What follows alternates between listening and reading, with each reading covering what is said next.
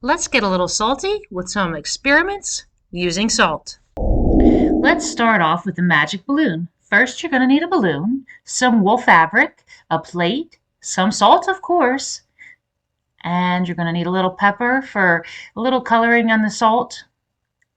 And I think we'll need a little bit more salt, a little bit more pepper.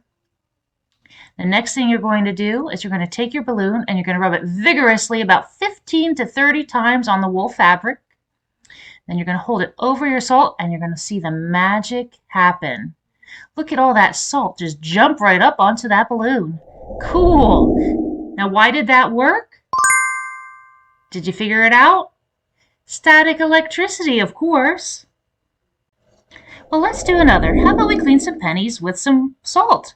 First, you need a cup of vinegar. Pour it in carefully.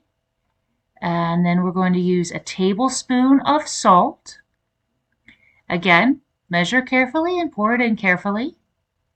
Now we're going to need to mix the salt in until it all dissolves completely.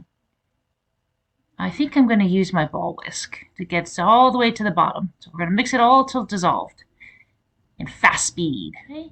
Now we're going to take the tongs and we're going to dip our pennies in. Oh, look, they're coming clean already. Swirl it around, get it nice and clean, shiny and new. Look at that comparison.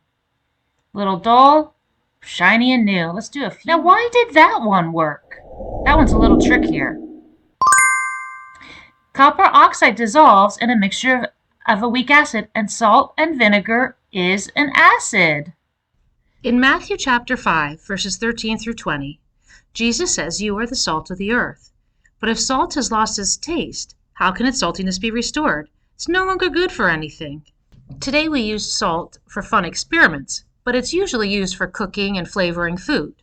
Salt's job is to enhance the flavor of food, but when Jesus compares us to salt, he doesn't expect us to enhance any food. Jesus also later says that we are the light of the world, and that we shouldn't hide our light under a bushel. God has given us all gifts and talents and ways to shine and enhance the world. This week, be sure that your light is shining and your salt is flavorful and your talents and your gifts are out for all to see. Have a great week, everybody.